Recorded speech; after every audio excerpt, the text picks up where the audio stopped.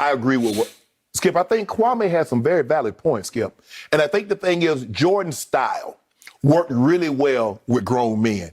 But that's not what he was getting with Kwame. He was getting a 17-year-old kid, straight out of high school kid, Skip. And for me, I don't understand. That would be the equivalent of Fox hiring me 5 years ago. And my boss is telling me, man, you ain't nothing. You tell me, we about to go off the air. With you, I don't even know why we fired you. I wish I could get rid of you. If you constantly beat someone's confidence down, Skip, he's 17. That's not a 25-year-old. He's 17. It was reported one of the reasons Abe Polian, rest his soul, fired Michael Jordan. He did not like the way he talked to the players. He did not like the way he treated the players. He felt it was unnecessary. He says, you know what? I'm the one person you can't talk to any kind of way. I control the reins. You're up out of here. I do, Skip, I'm not saying that Kwame Brown maybe would not have been an all-NBA or an all-star.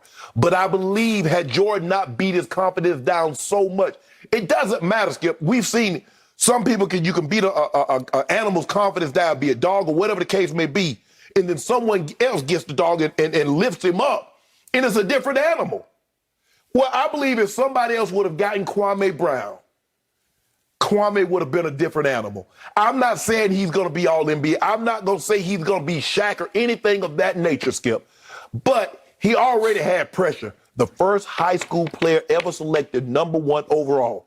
Immense pressure coming out of high school. I was in Baltimore, Skip, when they took this kid in 2001, #1 overall. And plus because they had Jordan also, everybody was flocking on the team. Going to see, man, I ain't going. I got to rest. I got to play football. So, Skip, I do believe Kwame would have been a better player had he not gone to Jordan first. And Jordan hadn't beat his confidence down, because that's what Jordan did. Jordan beat a lot of guys' confidence down, and he was saying they wanted Elton Brand. They really drafted me to trade to the Bulls for Elton Brand. Abe Polian vetoed the trade. I believe there's some validity to that, Skip. It's hard for me to get. I don't know why Mike would do this. Why would you select the guy and then beat him down in the process when you're going to need the guy to help you win? But that's the thing about leadership, Skip, is that the thing that you got to understand, what can I say to get the best out of him? Do I need to kick him in the butt? Do I need to praise him? Do I need to put my arm around him? Do I need to tell him a joke? What is it? And the really good leaders, be it coaches or whatever, military, whatever it is, Skip, you find that because you can't coach everybody. You can't lead everybody the same because everybody isn't the same. But I think Kwame Brown has a lot of valid points in what he's saying. He's right, Skip, in as terms of life being where he came from Glenn Academy, Brunswick, Georgia, which is about 90 minutes from south of where I grew up, down 95. From Charleston, South Carolina. He went to school. He went to high school in Glenn Academy. I know exactly where it is. I believe he would have been better. Maybe he's 10-5. Maybe he's 13-8. But I believe he'd have had a much better career if his career didn't start with Michael Jordan. That's just me personally. I co-sign what you just said. Now back to your original statement. You didn't love the personal shots. Right. Obviously, Kwame chose to take the lowest road, not even a middle ground road. And he got deeply, seriously personal with his shots. And I'm going to give him a pass for that, because this man suffered the way very few players have suffered. He became everybody's favorite target. He did. He was for years and years. He was a punchline in this league. Do you know how hard it is to live with that? I don't know that I've ever seen Kwame Brown speak in public until this. I have not. I've never heard him talk either, Skip. And I liked him. I liked him a lot. Yeah.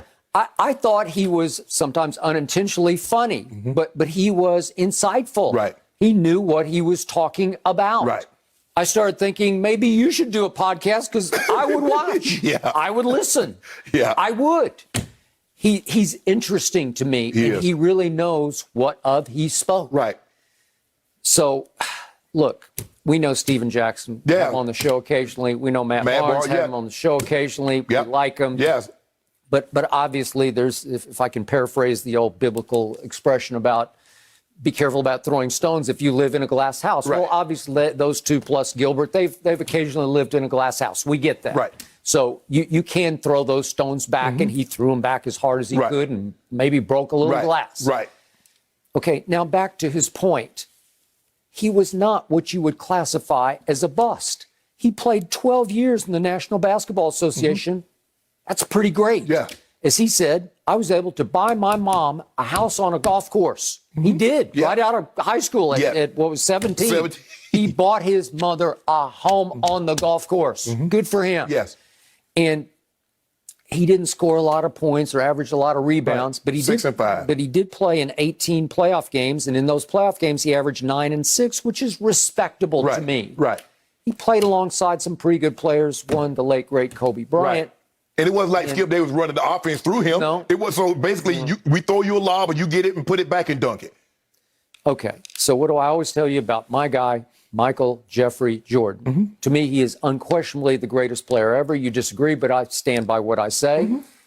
And yet, he is also proven to be the worst picker of talent in the history of this league as the owner and operator of the Charlotte franchise.